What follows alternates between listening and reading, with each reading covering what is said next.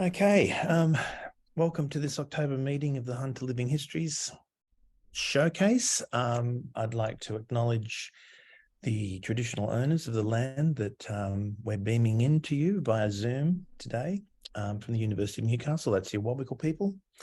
And we'd like to pay our respects to their elders, both past, present and emerging. I'd also like to pay my respects to the Aboriginal and Indigenous peoples of the lands you're beaming into us from, and pay my respects to their elders, past, present and emerging, and also welcome and acknowledge any Indigenous people that are joining us today via this Zoom meeting.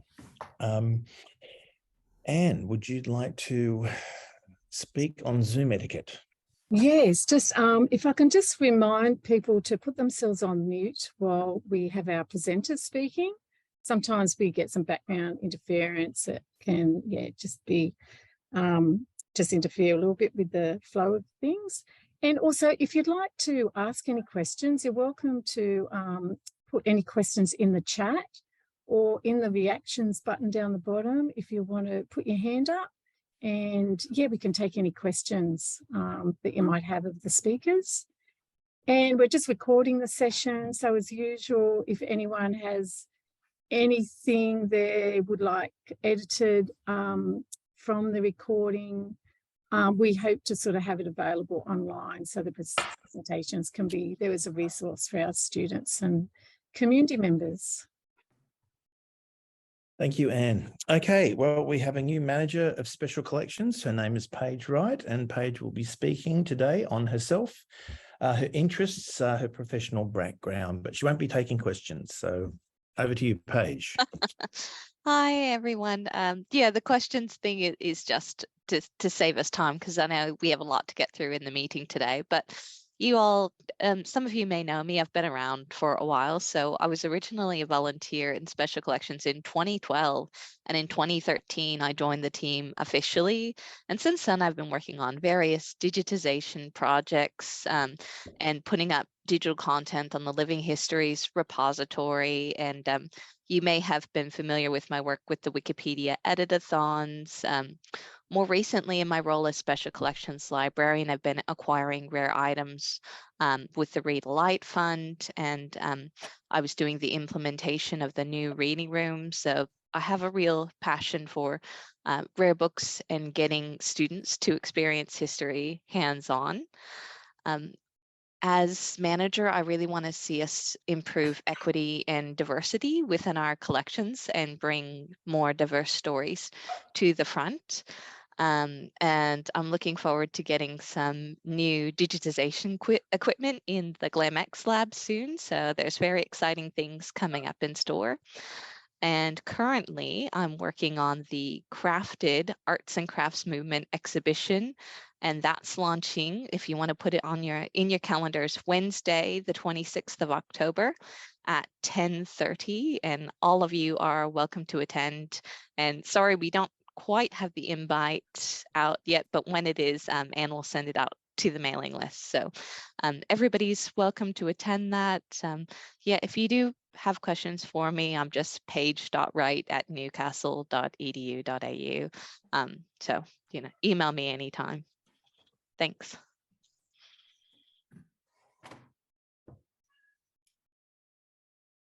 You had 2 more minutes, but in touch. Okay, well, thank you very much. Okay, so we've got 3 presenters today, and it's pretty jam-packed. Anyway, the first presenter is John Stinker Clark, who's an avid fisherman and historian and an alumnus of this university. Is that correct? That's correct. Yeah, quite a few years ago, many years ago. Good on you. Mm. He is Port Stephens identity and has written many books on oyster farming and fishing in Port Stephens. He's also often heard throughout New South Wales and on regional ABC radio talking about local fishing, and has a regular column in the Port Stephens Examiner. He has written quite a number of books on fishing and the Port Stephens identities who loved fishing as a pastime, just like he does. Some of these titles are Something Fishy, Broughton Islanders, Stinkpot. I love the titles, John, including kids' books, and you can see them on his website, which is www.stinker.com.au. Over to you, John. He comes today with the other half of his life, Ella. Welcome, and over to you. Well, thank you very much, and hello everybody. This is quite a new experience for me, so I'm very comfortable speaking to people who's sitting there looking at me from a chair, but not so much from a screen. So if I make some blunders, please forgive me.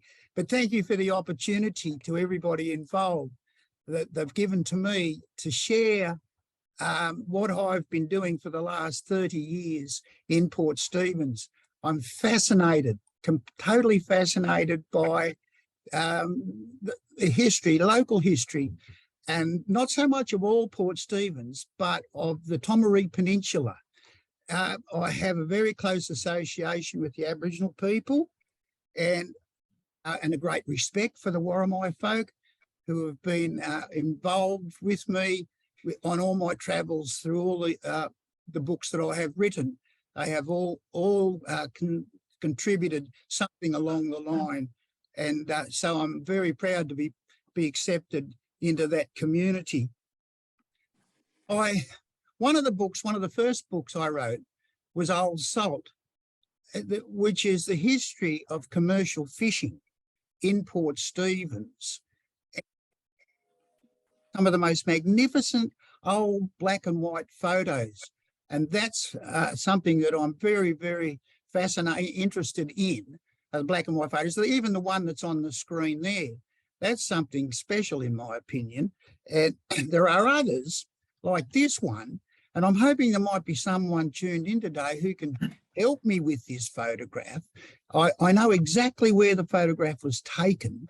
I don't know the year, and I don't know all those involved, and I don't know how to find out. So if anyone could help me, that would be great, because it is really a magnificent photograph. This one, every photograph, of course, tells a story. This is a Clatterbang, the first boat, motorised boat that ever was pushed into the waters of Fingal Bay. That was in 1949 by Kenny Barry, who was the first child ever to live in Fingal Bay. He arrived in 1930. So as a 19-year-old, he was a commercial fisherman. He made those himself, and he was a lobster fisherman, and he fished of Fingal Bay, where I have been a resident for nearly 50 years. We were a community of boat builders. Now, anyone who knows Nelson Bay, this is where the traffic lights are at the moment. So this is quite a time before the traffic lights, and the Seabreeze Hotel, which is still there. And these are photos that I treasure. And the kids, I'm told, used to have a day off when there was such an occasion. You'll see a lot of kids in the street. This is also the start of the game fishing industry in Port Stephens. And in this particular photograph, you can see two marlin, one on either side, and a very primitive chair at the base of that boat called the Viking. And this is in the 1940s, captained by a man called Jack Jensen, who is a Danish seaman and has a wonderful history himself. This is how the industry is today. It's progressed, of course, and it's something that we keep our eye on very closely, because we are a fish, lobster, timber and tourist industry. That's the town we are in Port Stephens, particularly Tomaree Peninsula. Other book, and this was the greatest challenge I've ever taken on. This took over 3.5 years to write. I interviewed 60 families. The oyster industry, which in the 1940s was written about as the world's biggest oyster farm, Port Stephens. I met some of the most wonderful people, and they're going through very tough times now. I don't know how many of you are aware of the oyster industry, but when this book was launched, I launched it at Karua RSL Club. There were over 400 people turned up, with a great number of Aboriginal people who worked in the industry and were vital to the success of the industry, which reached great heights. In 1913, and this is the Ridgway family, Aboriginal people working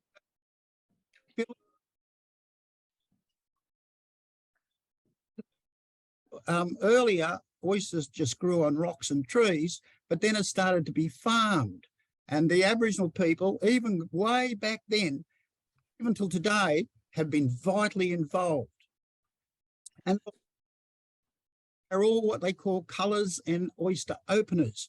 And they were all relied upon. And they said that I met a few, and they were always prized as the most wonderful workers, honest and reliable, and never tried to be farmers, but they were always happy doing what they did, and they did it extremely well. And this is how this is quite an amazing photograph. Now, this man is hammering hardwood sticks, 6 foot long, an inch by an inch, and this is on what the oysters grew. And the industry grew so big that it expanded into Melbourne, and this is Flinders Street, and 16 oyster openers going flat out, opening oysters from Port Stephens. They're all Greek gentlemen. And I'm not too sure why, but that's what it was. They're all Greek gentlemen opening oysters flat out for a booming business. And you could not get enough oysters to the people of Melbourne, and they were all Port Stephens oysters until the mid-1980s, 84, 85, when a non-Indigenous oyster, that's the one on your left, which is a what's called a Japanese or a Gygus or Pacific oyster, entered the system, and it started to grow over the top of the Sydney rock oyster, which is the smaller one on the right. And this caused friction in the industry and pretty much split it 50-50 down the centre. Stage 2, get rid of the Pacific oyster, and that's what you can see there.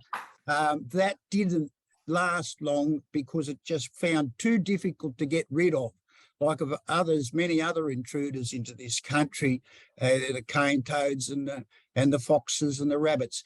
And this was another one, but it is edible, and now you can buy it on the shelves. Another book I wrote, and this is my last history book. I'm actually writing one at the moment called Marsh Road, which is about a little community, Bob's Farm. Some of you may be aware of the area. But this one is a lighthouse pretty much in front of where I live at Fingal Bay. And it first shone in 1862.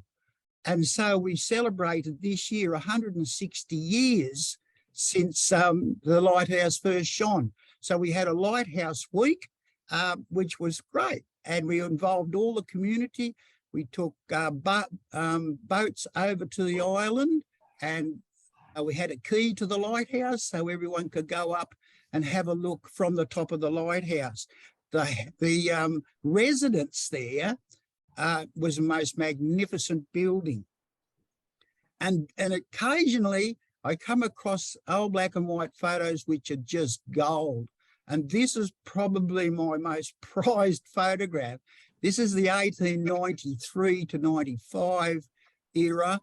And this is George Priest and his family, the lighthouse keeper, and playing cricket underneath Point Stephens Lighthouse. And it was found under a bed. A lady rang me up and said, "Oh, look, I've got some photos you might be interested in. They're under the bed." Well, that was one of them. This was another one. And you might see up the top of the lighthouse keeper has made an effort to be in the photograph. And there were 3 families lived there at any one particular time until 1922, when they went back to, they reduced the number of light keepers.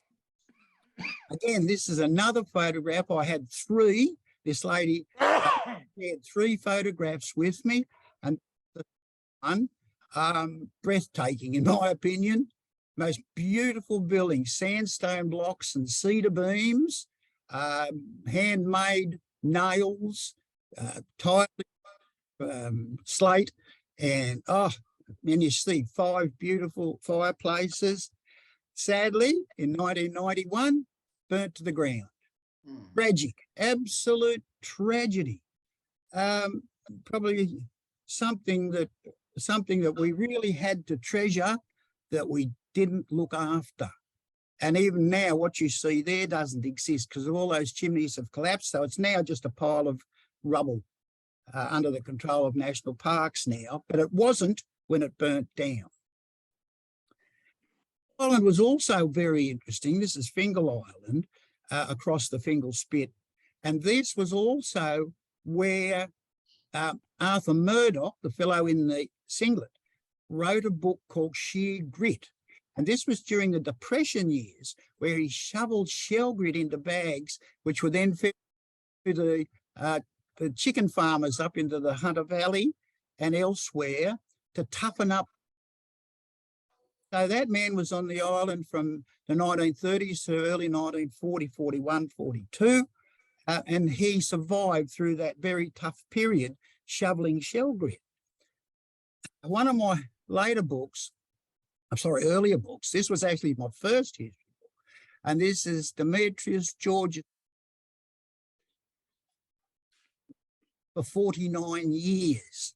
I never met him, sadly. I never got to meet him, but everybody who I spoke to who knew him said what a wonderful person he was. He never married. And he couldn't encourage any of the ladies to go and live with him on the island. And I'm not too sure whether, in fact, he wanted to. I don't know. I never got a chance to speak to him about that. But you can see what it was like. The old cane basket and the fishing was just extraordinary. Like I say, I missed out on him. And I try and get all these stories before they all disappear. So much so that I focused on this man and I started writing children's books, which have been great. I've really enjoyed it and they've been accepted by the younger generation. And this is the story about that man. And I think a way to introduce kids, I was an ex-school teacher, into the world of history. So it's a story based on the life of Demetrius Georgius Karageorge, known to all of those who knew him as Kerosene Tin Jim. Broughton Island is what this book is all about. For those of you who haven't been there, I'd suggest you take a trip. I do a history tour out there, and it's, the people that go tell me that they've really enjoyed it. It's 8 nautical miles north of the entrance to Port Stephens, and the history out there is staggering. From way back, the Chinese were there, the Italians, the French were there, and the Greeks. And then, of course, the European had a little settlement over there, and it just goes on. And you can see the beautiful beaches, and the fishing, of course, is extraordinary as well.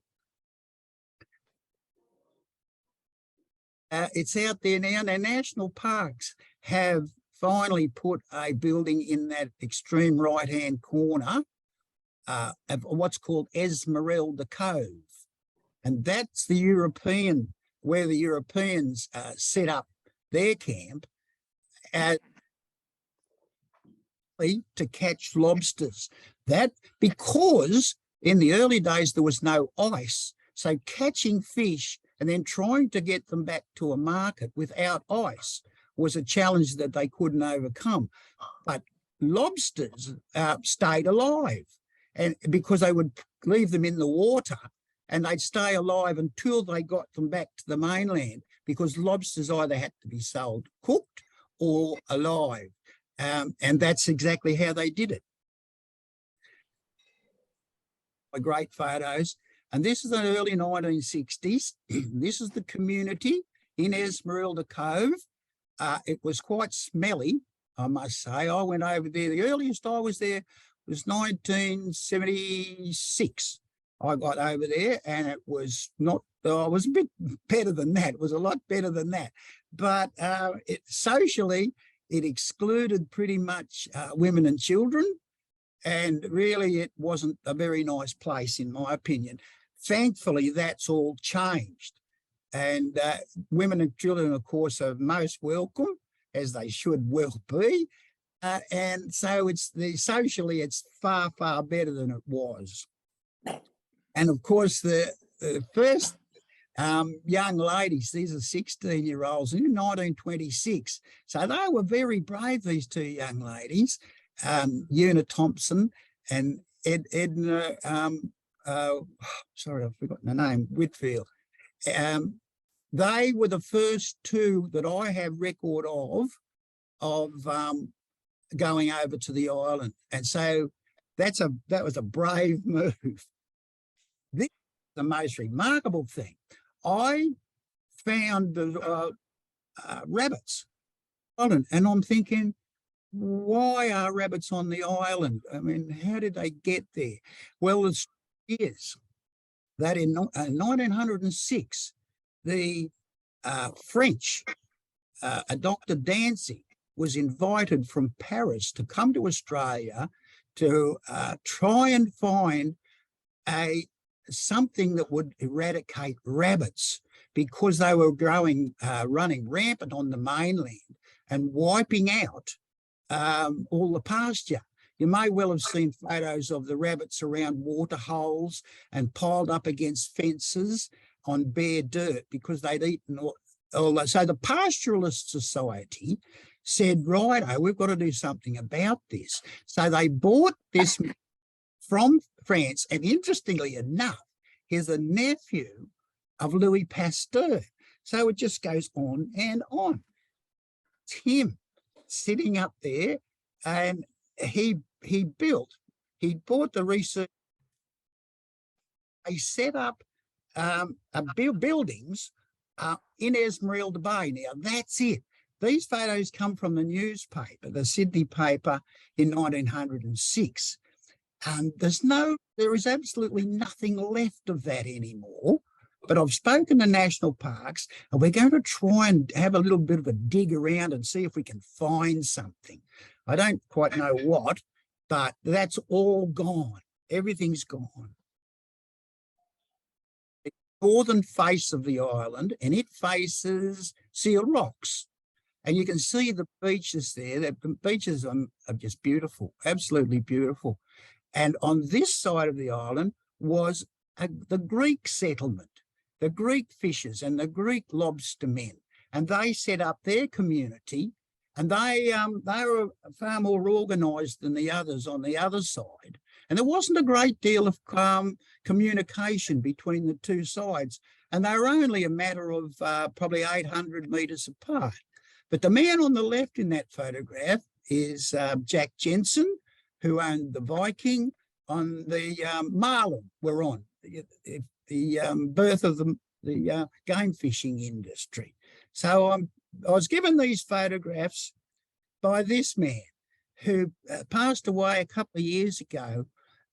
Max Katsikas is his name, or was his name, sadly, and he died in his mid-80s. You can see behind him the sand dunes and a few huts there. So that, and to have these photos, I feel very privileged. And of course, it still is a very, very rich lobster ground. And these photographs are what are called spider lobsters, which are monstrous creatures. And they were nuisances, really, because they'd stick their head in a lobster trap and all the others couldn't get in. They were just too big. So they weren't chased by commercial fishermen. And it's quite illegal now to catch one. They're still out there, but it's illegal to take them. This is a great old photo called Harry Hunter. And Harry is rowing out to his moored lobster boat with the bait.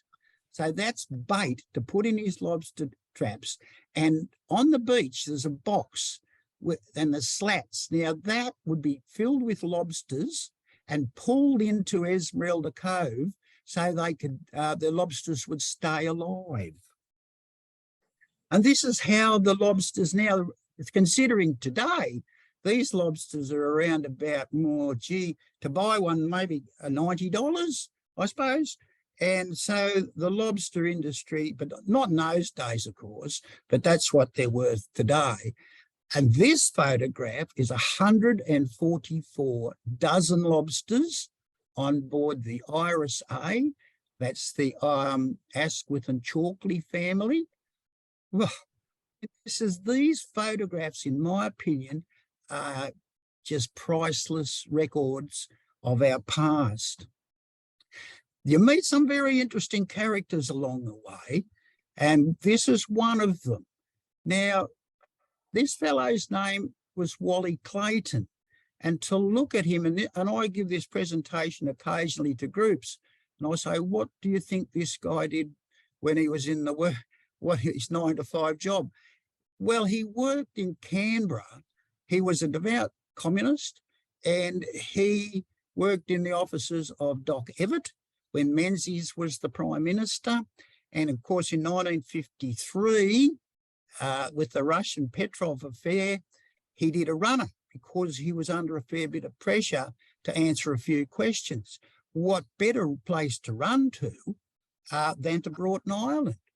And he got a commercial fishing license. He got one of those little huts that you saw earlier, and they lost interest in trying to find him. He was just too hard to find. But of all the stories I have gathered, this one is probably the most priceless. And this is Clarabelle. I've mentioned Clarabelle on ABC radio a few times, and I've had at least half a dozen more, actually more people than that, who actually met Clarabelle. The man on the left, he's an O'Connell, and he lives at Williamtown, and he's now in his 80s. This cow was washed out of the Hunter River in the Maitland floods in the 55. And remarkably, and quite as very, very hard to sort of understand, but there's a northerly drift. The current runs north, and this cow passed by that young fellow's dad, Noel O'Connell, who was fishing at the time at Cabbage Tree Island. So he was fishing and a cow went past. Now, that's not a normal thing. It's never happened to me, I can tell you. And so he strapped the cow to the side of his boat and took it to Broughton Island. It's all well documented. Quite an amazing story. It didn't fit in at Broughton Island. It was then taken back to Shoal Bay.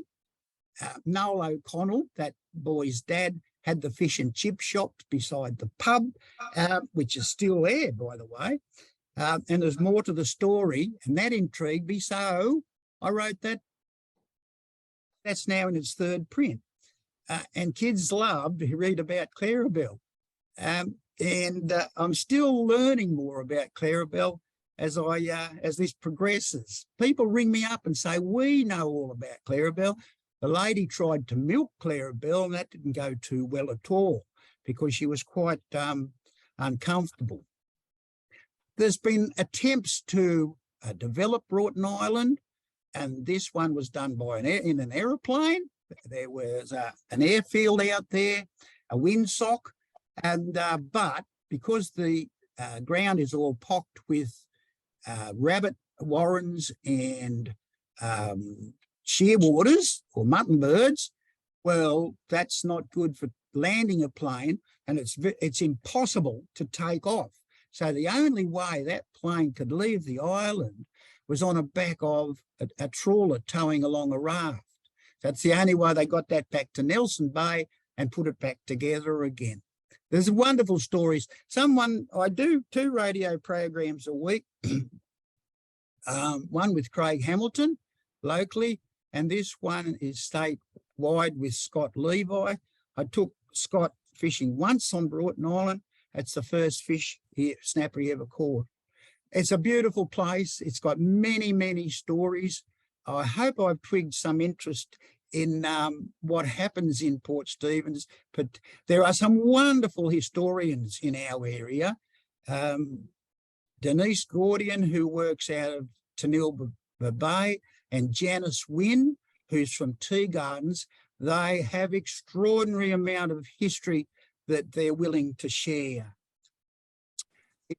At Broughton Island, just be careful. There are a lot of things can go wrong.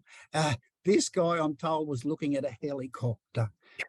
Thank you very much for your. Well, thank you very much, John. That's fantastic. Okay, I reckon Clarabelle was one of those cows that washed off Ash Island, but that's another story. Now we've got a question from Bronwyn. Now, do you know what the National Parks intends to do with the old house on Fingal Island? Nothing. Okay. It's a very expensive exercise, and there is absolutely no money available. And so what they will do is put a fence around it so that they'll protect themselves from any safety issues, and that's how it will remain.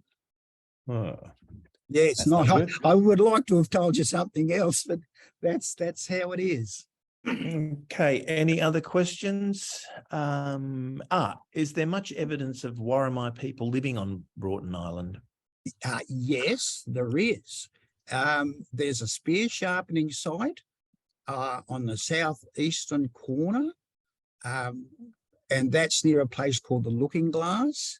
There are some middens on the North Beach, but I would have expected more. Maybe we just haven't found them. But there's no doubt in my mind that the Warramai folk lived for an extended period of time on Broughton Island. Fabulous. All right. Well, look, if there are any more questions, just put them in the chat. And if I've got time, we'll keep relaying them to John. Otherwise, thank you very much. That was fascinating. I can see why your radio programs are very interesting. But yes, when they were doing the story on Ash Island, they talked about the cows being washed off. I wonder if Clarabelle was one of those Ash Island cows, but how are we going to know? Anyway, all right. Thank you. Round of applause for John. Can you clap? Yeah. There you go. All right. Now, our second guest, or guests. Well, we have Thomas Kelly, and he and his filmmaker partners, Lockie Passfield and Lachlan Mayfield, are filmmakers and recent media production graduates from the University of Newcastle, who during their studies put together a short documentary on Teddy the Jew Boy Davis, who was one of the local bushrangers. Now, this was brought to our attention by Emily Connell, who their manager, and our Vera Deakin Special Collections intern. They intended to use the short 5-minute documentary as proof of concept to produce a longer 45-minute documentary on the Jew Boy. They've used Trove, and they've created this beautiful shadow play. The Director General of the National Library of Australia has been notified. They're in big trouble and they were on the run. Just kidding. Here is Thomas now. Now you're the only one presenting, aren't you, Thomas? Yes, unfortunately, yes. Lockie and Lachlan couldn't be with us today because of work. Okay. All right. Well, over to you. Thank you for joining us today. Oh, thank you for having us. We're very honoured. As I said, Lockie here today, but they send their best wishes. Unfortunately, work interfered. That's all right. So as Johnny said, we made this as sort of a short proof of concept film to explore sort of the final weeks of Teddy the Jew Boy's life. It's a short vignette into his troublemaking that he was doing up through Maitland and Muswellbrook. And I just wanted to mention all the people involved with it first before screening the film. Obviously, Lachlan and Lockie helped write it with me and also helped in like the process of filming and editing it. Also, my fellow producer, Sam Baker, is also a big part of it, as well as our manager, Emily Connell, and Clapper Girl, as she was on set. And also the library of the university as well, which is where we got most of our resources in terms of researching, including this fantastic book by Colin Roop and Patricia Gregson, and Organised Banditti, which we got pretty much all of our information from. It was pretty much our Bible while making the film. As well as Trove, which is a fantastic resource for anyone in media production wanting to use like really high quality scans of old newspaper stuff. It really helped us sort of develop the look of the film and get an idea of how Teddy was sort of viewed by the papers and media of the time. This film as well is also a proof of concept for a larger documentary that we're hoping to do in the coming couple of years. We're looking to do a 45-minute documentary, and hopefully we're looking to include some local historians on bushrangers as interview subjects. So if there's any of you out there, we'd love to get in touch. But I think I won't talk for too much longer.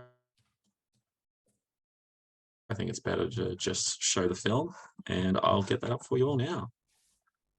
Yeah.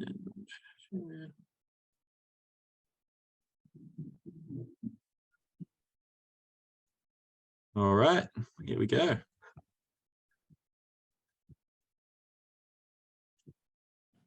If it wants to go.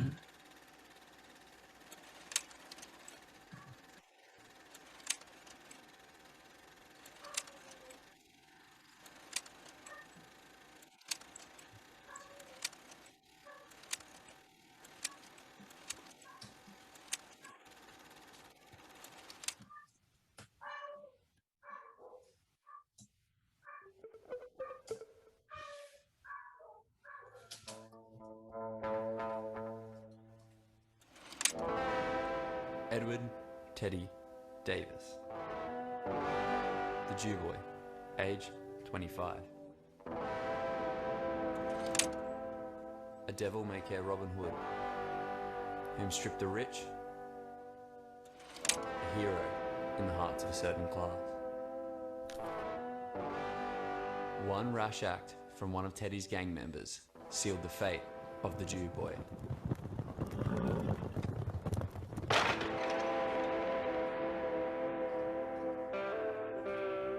John Graham, the young shop assistant, came face to face with the Jew Boys.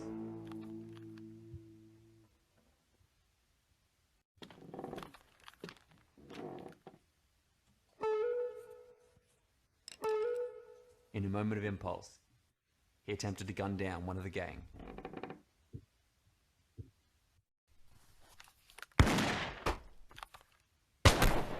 And it cost him his life. Orders to take the Jew Boy and his companions, dead or alive.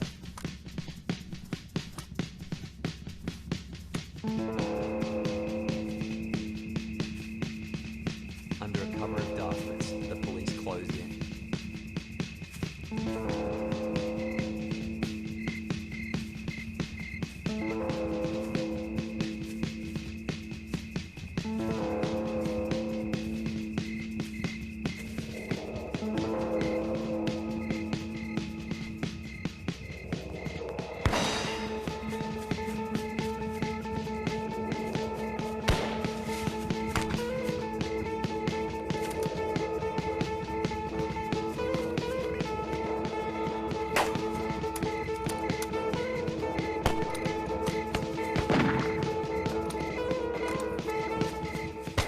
Teddy took aim using the fork of a tree.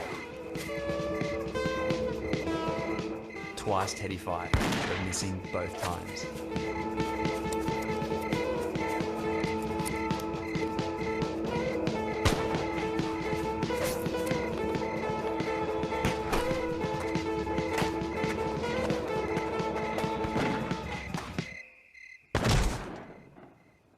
Struck in the shoulder, he had little options but to surrender.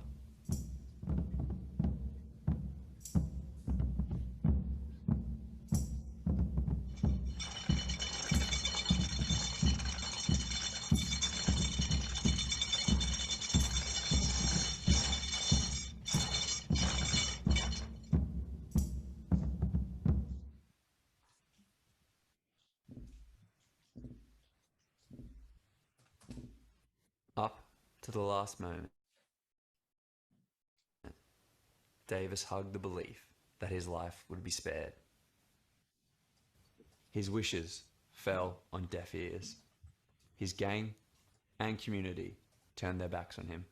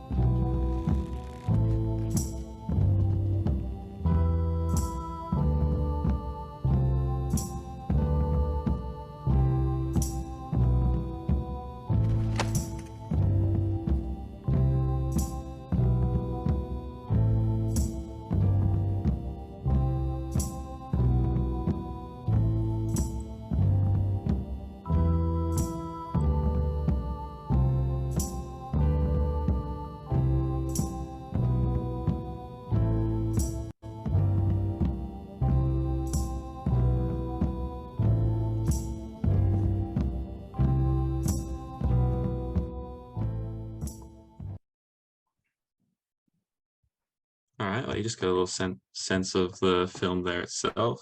As it's a small proof of concept thing, but we're hoping to expand it further in the coming months and years. One of the many projects we're slowly chipping away at. I suppose if anyone had any questions. Yes, Zoe has a question. Where did the name Jew Boy come from? So it's actually a bit of a point of contention where it did come from. It was something that was labelled onto them by the media and the newspapers of the time, as the only member of the group who was in fact Jewish was Teddy the Jew Boy, even though it was known as the Jew Boy Gang. And he wasn't even necessarily the leader either. He was just one of the big personality to sort of come out of it as history's moved on. But the point of contention is whether it came during his period while he was alive, or it was later an invention in the 1920s and 30s, because there was sort of a resurgence of his character in the newspaper and sort of comic strip form in the 20s and 30s in newspaper, like the Dungog Chronicle and stuff, which you can all see that on Trove. I was discussing this with a local historian called Greg Powell, and he thinks it's a later invention. We seem to think it was of the time from what we could find, but yeah, it's a bit up for debate at the moment. Mark asks, what surprises for you when researching? There's a lot of surprises, actually. The fact that Teddy really was only in the picture of this gang for such a short time. His reign was only about 6 months, but the gang itself had been going on for about 2 years under the name of either the Martin or the Brisbane Water Gang for a little while. It had changed names a few times, but Teddy was there for a very short amount of time, but he seemed to make this sort of big cultural impact and has sort of been remembered, one for being Australia's only Jewish bushranger, but I know he had a bit of a Robin Hood flair and personality. They all wore pink ribbons and stuff, so he stuck out as a very unusual character, but in a very small amount of time. So yeah, it's quite amazing the impact he made with such a small run. Any other questions for Thomas? I've just got one.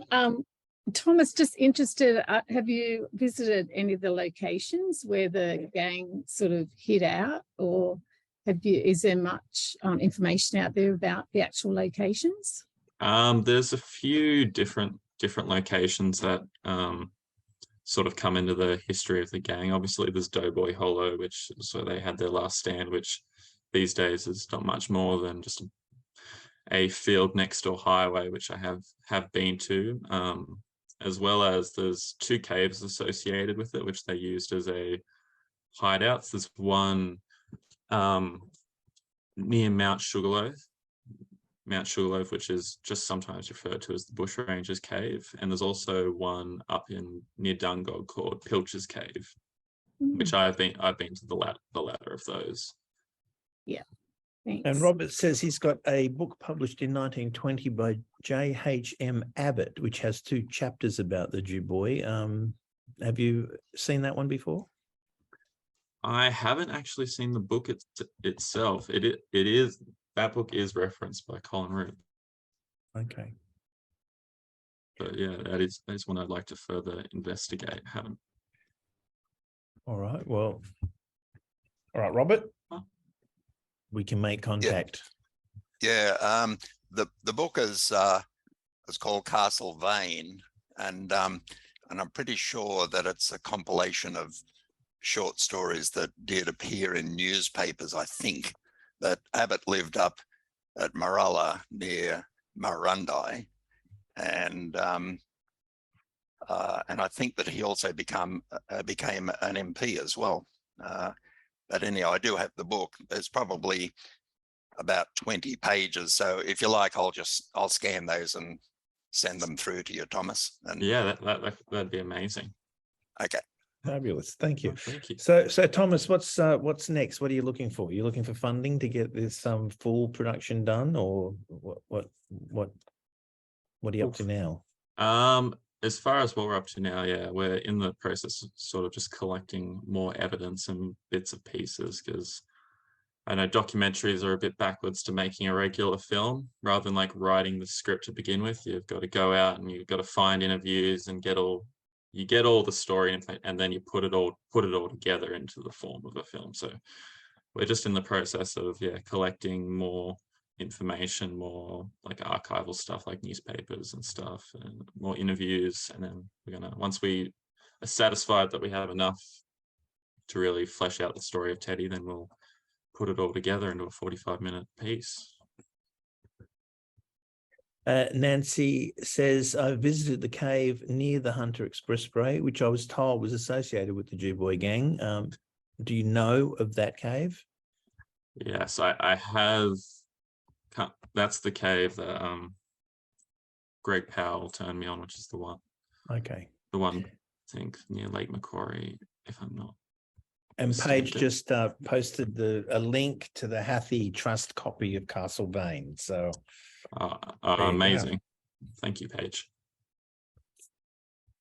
All right. Well, look, thank you very much, Thomas. And congratulations even for what you've done, because I reckon it was a real surprise when Emily put us onto you.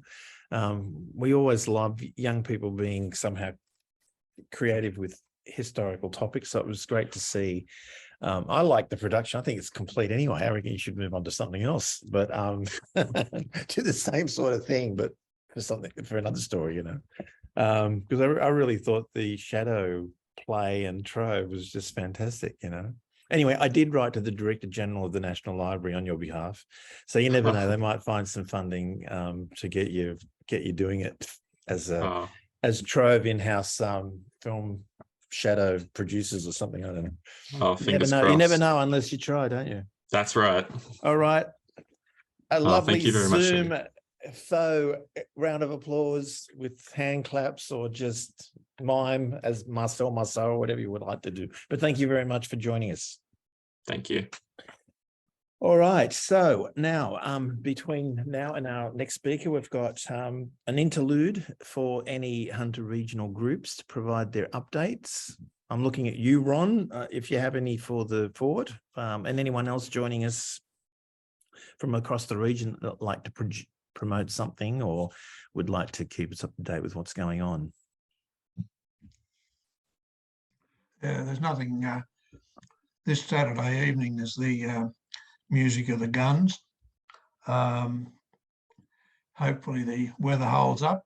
I think we're up to something like about our 6th or 7th one, and between rain and COVID, we've managed to run, I think, 3. So hopefully this one will work. One of the interesting things that people will find is that the Australian military bands have made a decision amongst themselves that they will not play Russian music for whatever reason, as you can well imagine. So instead of the 1812 overture, it's I can't think of the composer. It's the Austrian cavalry charge, and instead of the multi-gun salute, it only requires 7 rounds to be fired during the performance, and afterwards the members of the band are going to fire the other rounds which had been prepared for the 1812 overture. So the whole caboodle will go off. God. So, and last Monday on the open day, the special event day for the long weekend, we had I think the count that I saw was something like 1,139 people through the gate. So it was a rather successful day. Pretty good. I had the great pleasure of firing the 80-pounder in the Western Bar bed at 3 o'clock, and then also the 2 rounds on the Nordenfelt in the casemate at 3 o'clock. So I had a very nice day. Good. Thank you, Ron. Any other updates? Yes, Ross. The Hunter Community Forum have organised for Elizabeth Farrelly to give a talk at City Hall on Wednesday, the 26th of October. Problem is, I don't know what time that is. I know it's a paid event. Obviously, this is part of her professional career. She's already written an article and given various talks titled Killing Sydney. about the situation down there. I think the title of this one is going to be about killing Newcastle, about some of the goings on concerning heritage in Newcastle. Look, if there's anyone online who can tell us the actual time of that event on the 26th, that would be great. Thanks. Thanks, Ross. And John, do you have an update from the Hunter Rainbow History Group? Yeah, yes. We've for Pride a month, Pride Festival, Hunter Rainbow History Group will be holding its first history walk. And its title is Gross Offences and Abominable Acts, and it's concentrating on the appearance of gay men or same-sex attracted men in the at the courts in Newcastle during basically the 19th century, but we'll go up to 1952 for the Yellow Socks. That was sort of a last-minute decision to go ahead with it, and we have. So I think it might be pretty good. Great. We and Paige has put the link to the Eventbrite event. Oh, good. Yep. So that's good. I like this meeting chat. Lots of good things happening. Any others? Anyway, jump in when you can. I can't see everyone, so just sound out if you are. And do you have any updates on researchers and student projects? Yes, look, just a few brief updates. We've got 2 work integrated learning students with us at the moment. We've got Isabel and we've got Susan. Isabel's just published a blog post this morning. She's done an oral history with Robin Gordon, OAM, who was a nurse at the Royal Newcastle Hospital.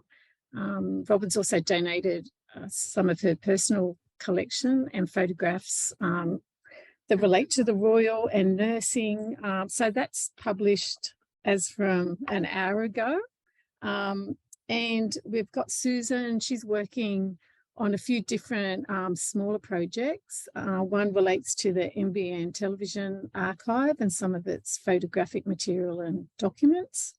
And the other one is compiling and bringing together the Valleys people, which were the interviews that were done back in 1981 and 82. So we'll publish those over the next couple of weeks. We also had a student from Curtin University called Sasha Roth, and she worked with Dr. Nisha Thaplinio.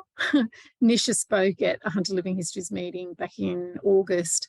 And so Sasha was able to put together a finding aid that starts pulling together some of our resources that relate to South Asia. So that's on the Hunter Living History site. And then, we've got like a few posts that have been published over the last couple of months that have been a sort of combination of student volunteers and working together learning students, helping with bringing some of the resources together. And we also have the SPSAs, which are students that are employed in the library. So we're really fortunate to have 2 students working a day and a half each in the GlamX lab. So they're here Tuesday, Wednesday, Thursdays, and able to sort of help out on projects. So that's been really good. And that's it. Fabulous. All right, well, I'll just quickly share my screen just to show people what's been going on. Now, our last meeting on the 5th of September was a History Week event, so we really didn't have a chance to show you what we'd been up to. Can you see that screen at the moment with Yes. Varley Jean? So that was, this is a tribute page we created for Dr. Jean Talbot, who passed away in August. So Jean was a lecturer here, but look, she was a committed wife to Norman Talbot, poet and also a lecturer here, mother, Quaker, poet, lecturer, educator, environmentalist, and activist. So we created this tribute page for her. So just let me know if you can still see it, but these are photographs and also from our collections, as well as recordings that have been digitized, which were broadcast in 1979. So our condolences to the family, and also to our colleague Ruth Talbot Stokes, who was the daughter of Jean, and yeah, so she'll be sorely missed. A lovely lady, and a number of years ago she donated a beautiful collection of William Morris books to us, which Paige mentioned during her piece at the start of the story, or well, part of the arts and crafts movement collections that we have here. We also did a tribute page to Miss Rita Light, the Augmuty Library's greatest philanthropist and benefactor. There was a special day that was held with philanthropy, and there were a lot of invites. Now, look, I gave myself some kind of carpal tunnel syndrome with this post, as well as the one for the Biraban and Threlkeld film, but this is this family gets more and more interesting. Look, this blog post goes on forever, but please have a look at the Hilda Light, her sister, as well, because she was just amazing. We're still, these are the rubbings which I did from the gravesite. We went out there one day and just cleaned up all the Light graves. They're all buried in the Jewish section of Sandgate Cemetery. Her father, Morris Light, was mayor of Newcastle. That's why that beautiful, the town hall they've now evacuated from, but that's our Newcastle town hall. It embodies a couple of the wonders of the Western world. Her sister Rita met Gandhi. She was just, have a look at some of the links to the newspaper articles. You will be inspired. And just another, I've asked Dr. Jude Conway, to have a look at her. I think Jude has her on the radar, but she's just one of these real trailblazers when it comes to women's histories. The end of Our Town season 1, Stories of Our Town, came to an end, and I did a post calling on billionaires in the local area. Come on, everyone knows one. We really want to get this to season 2, so go and ring up your great aunts and your uncles, and the ones that are sitting on some really good stuff there, and tell them to invest. It'll stop Tony and Glenn and Tony from look, we want them to keep making excellent films about our city and region and not becoming brickies labourers. Okay, so there you go. Read that post. Went on leave, came back on the 5th of September. We had the 25th anniversary of Novocastrian Tales and the birth of Yallowa Place over at the John Hunter Hospital. So this is the book that Paul F. Walsh, OAM, organised. It was a special project with contributions from about 40 authors. I think the foreword or the preface has been written by Gough Whitlam. So it was a real major thing. But look, what really happened out of this was $600,000 was raised to create an Aboriginal accommodation centre. And well, anyway, this is the link to it here, and Anne and the GlamX team found some forgotten footage of the opening, which we haven't seen since 1999, and we combined it with a few images from the sites that we established. Paul also wrote an article for the Herald, which was a news story called Communion, based on an early account, a fictionalized account, which we gave him a hand on. Anyway, so that's up online as well. Dr. Ben Champion's Histories of Newcastle Hospital from 1815 to 1915 is on this post here. There are thousands of pages here in 5 volumes, which course the first 100 years of the hospital's existence. They're the tomes there. They're sitting on a trolley, and these are the digitized images, and they're all the downloads that you can access. I've also listed all the hospital records that survive, because Ben Champion in his foreword said that all the minutes and records since the register were written, were destroyed. But we have records dating from 1866. Everything before 1866 seems to have been disappeared and destroyed. But we thank Anne and also volunteer Karen Moller for doing all the digitisation on those. Then the other thing that came out, and this is a fun fact, is when did the Newcastle Hospital become the Royal Newcastle Hospital? Does anyone know?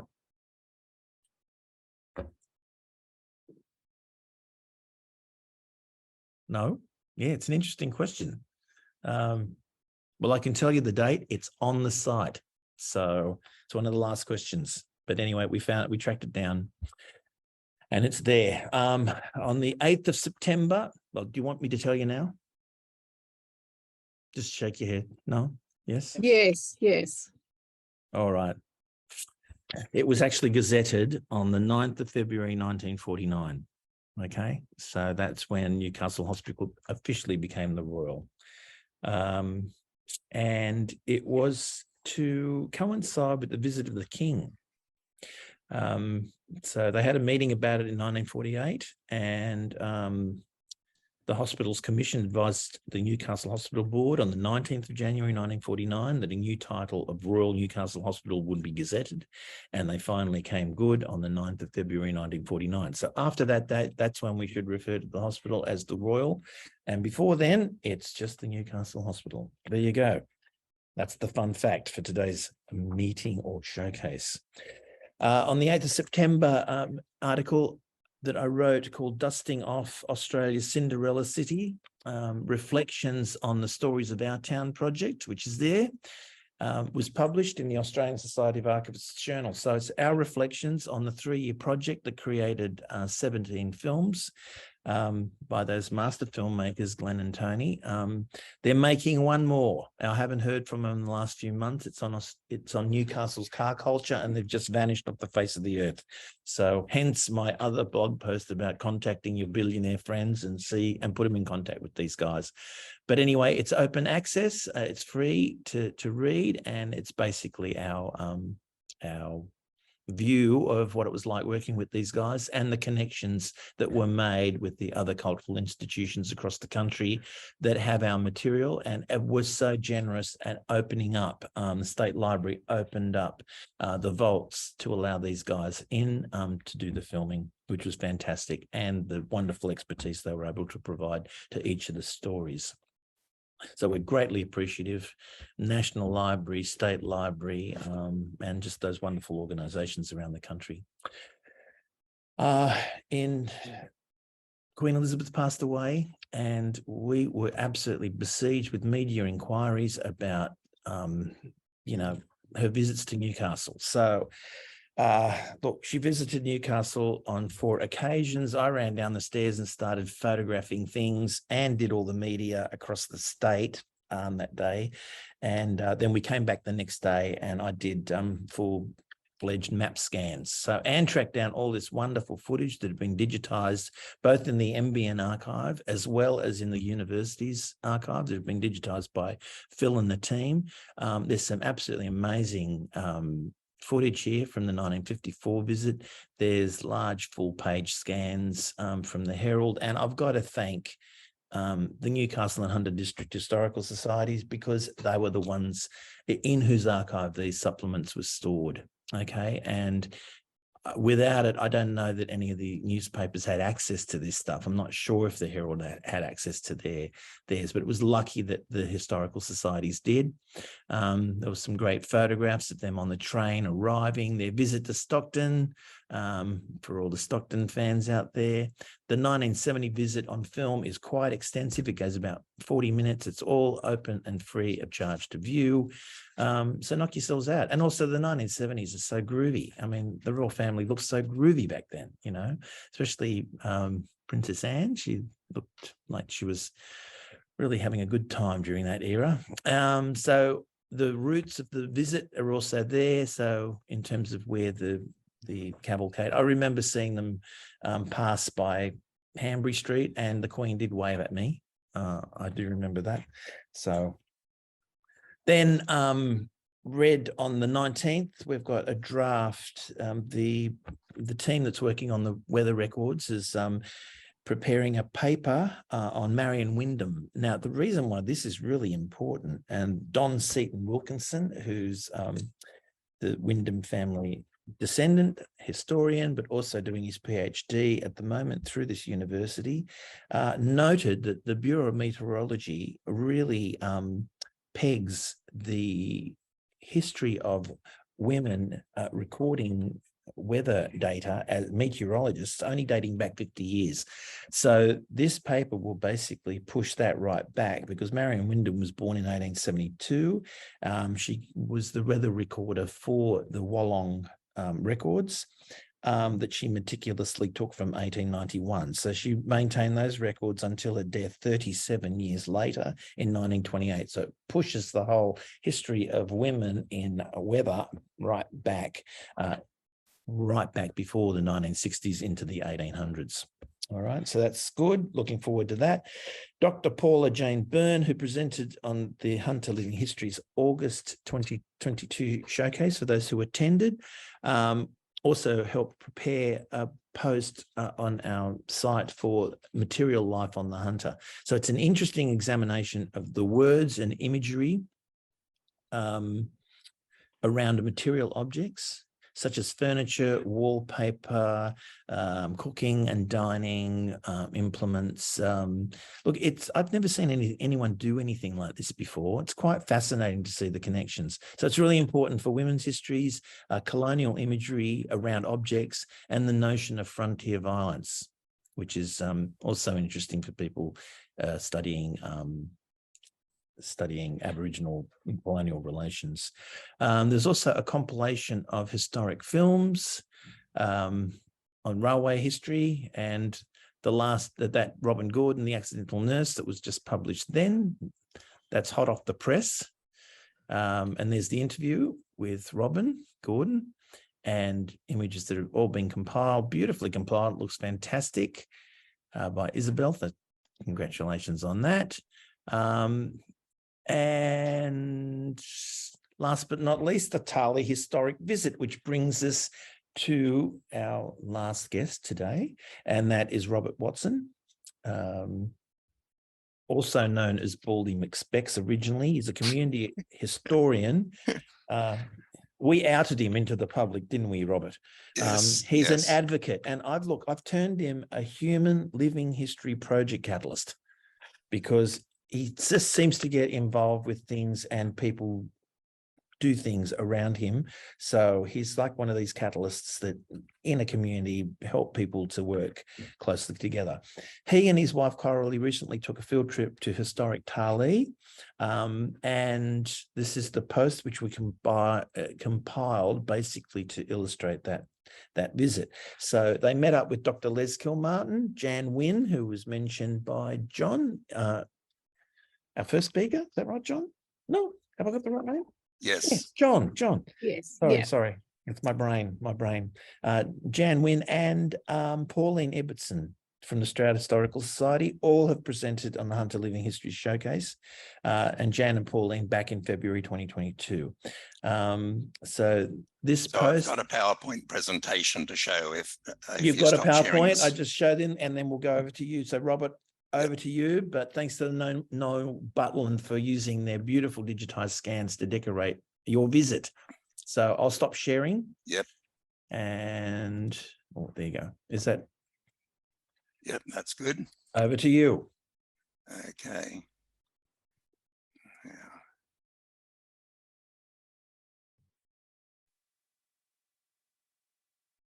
Is that showing up on your screen? Not yet. Oh, okay. All right, let me go back a step. Go back again.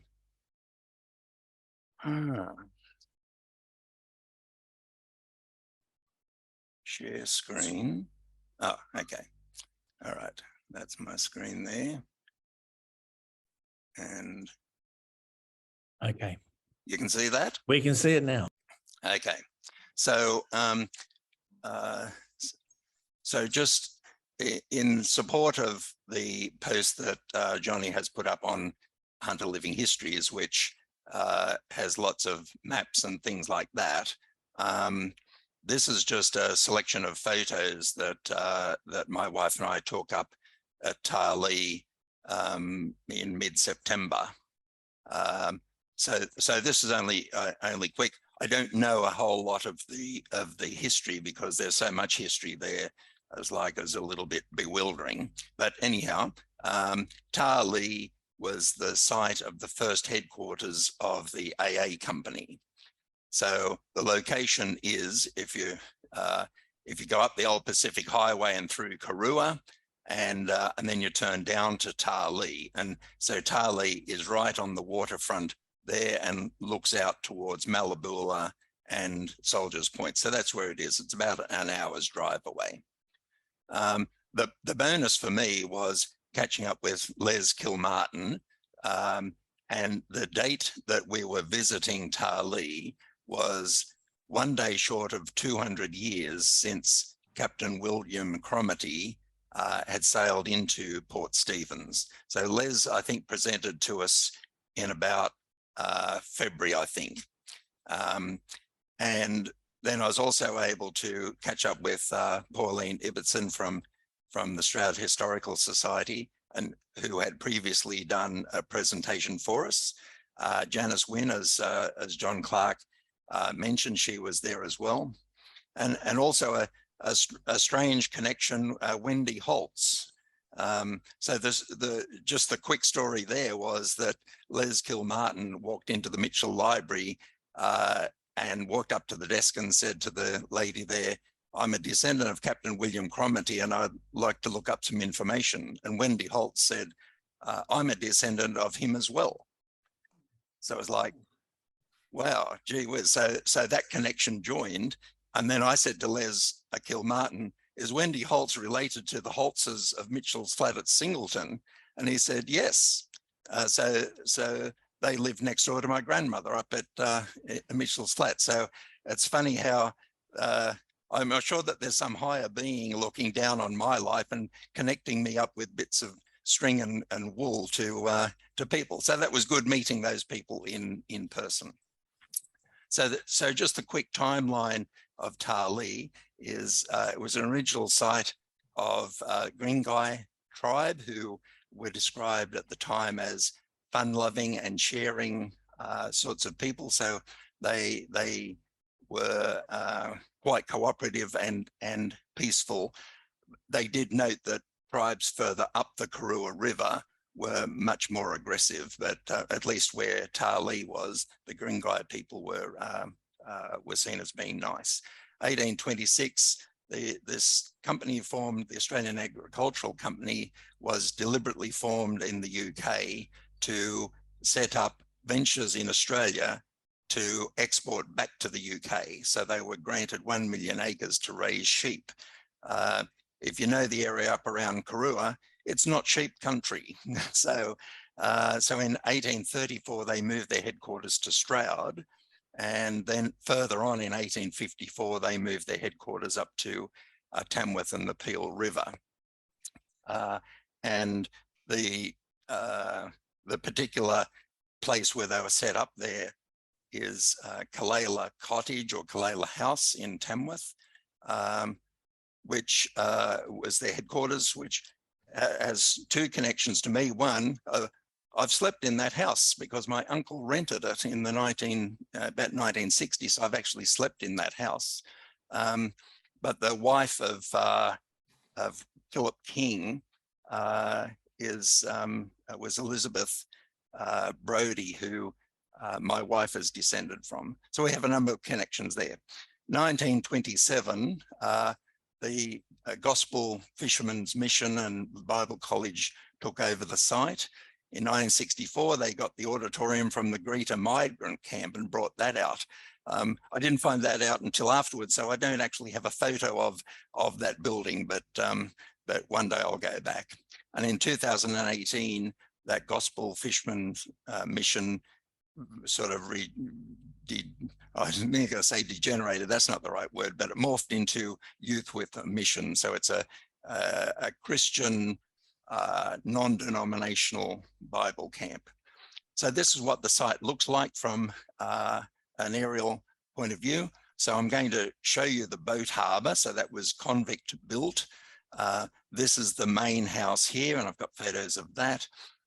There's two buildings here. One's got a commercial kitchen and the other is as a chapel. They weren't built as chapels. These were office buildings for the AA company, but they use it as a chapel. There's all these other accommodation buildings in the background, and that's the Greta auditorium that's been brought and rebuilt there. So when you arrive at the site, that's the entrance.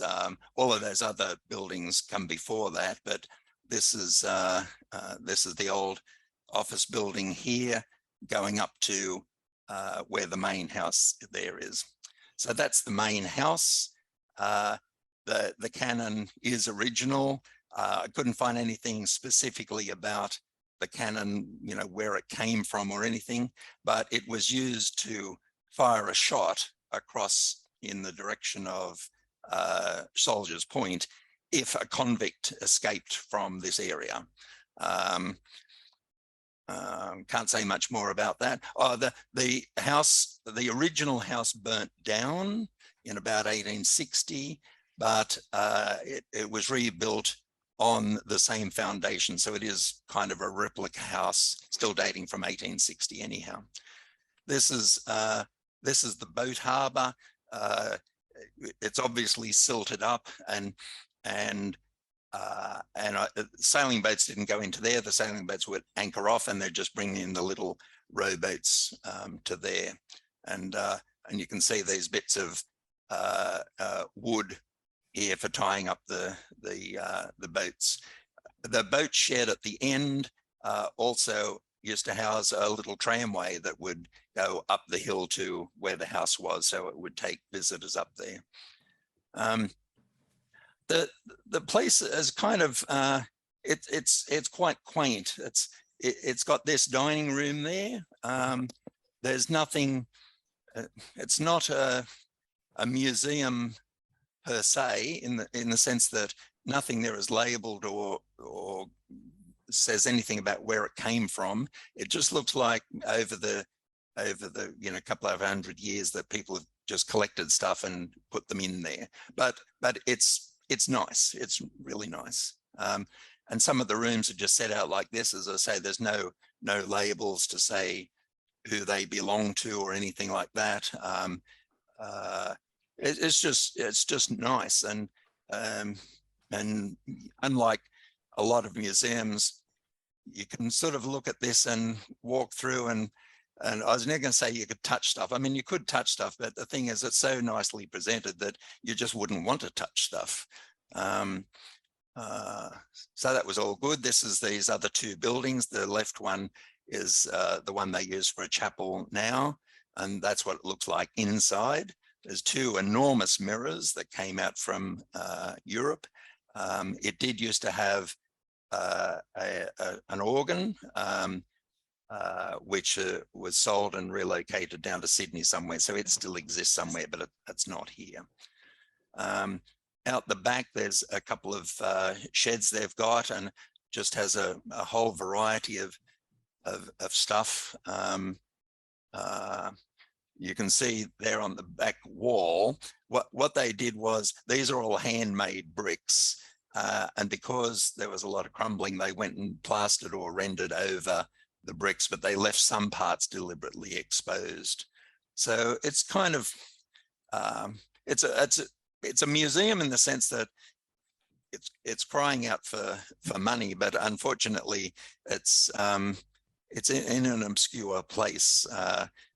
I can't see that many people would visit, which is kind of sad. But in that main building, they've got this huge room here, which is nicely concreted and that, so they do actually accept visitors there by appointment. So, you know, after the meeting, I'm going to suggest to Johnny and Anne that perhaps one day we might organise a field trip up there. It's about an hour's drive, and it's not geared up to be a museum with lots of visitors, but at the same time, if we said that, you know, there were 20 or 30 people going up, they'd absolutely be all over us like a rash, and they'd host us really well. But it's not the main thing they do. They have lots of residential Bible study students come there and stay in all those accommodation things. That's all. All right. Thank you very much, Okay. Robert. Now, Kerry from Newcastle Library said she worked on an oral history project for Gnu Station, the AA Company, and Philip Gidley King's home. It is now a 5-star accommodation complex and award-winning restaurant in what was the Wool Store. You can find the oral histories and photographs, and she provides the link in the chat. Yeah, just with regards to the guns that you mentioned, Mike Scanlon, I think, has done a couple of stories on them. I just went through my email because I remember talking to him about them. I know he says one was done in 1992, and he did another one, I think, close to 2008. So if you want to contact Mike, he might be able to let you know what he knows about them anyway. Any questions for Robert? No? Oh, just it's Kerry here from Newcastle Libraries. We've got a lot of the AA Company archives too, so we've probably got some more of the stuff there. So I'm not sure if you've had a look at that, but it might be interesting. So okay. Yeah. And it's Gnu and it's Kalala Cottage. Yeah. Yes. That's how you pronounce it. Yes. Yeah. Funny little words.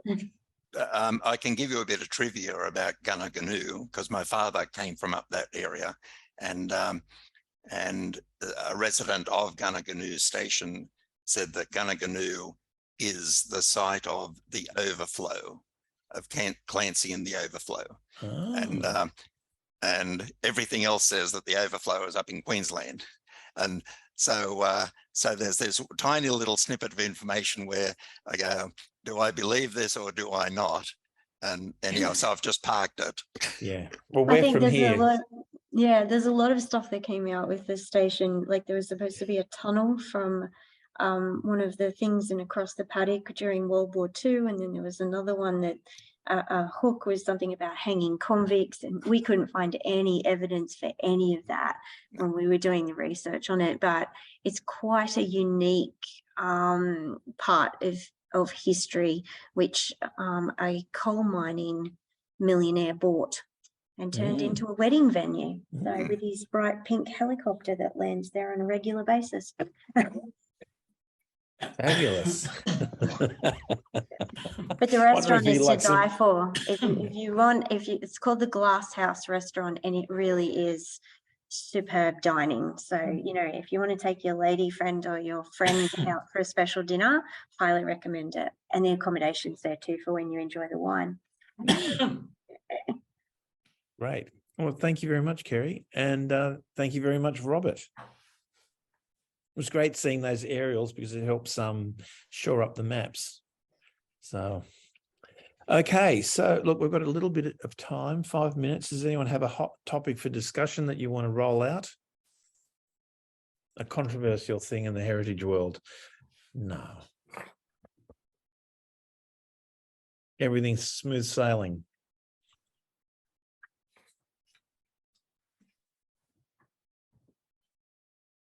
They're all quiet as mouse. All right, that's fine. If anyone doesn't have anything else they want to say, we can end the meeting here or the showcase. And thank you all for coming. I'll give you one more chance. Anyone want to say anything? Anyone have an update? Doesn't have to be world breaking. That's fine.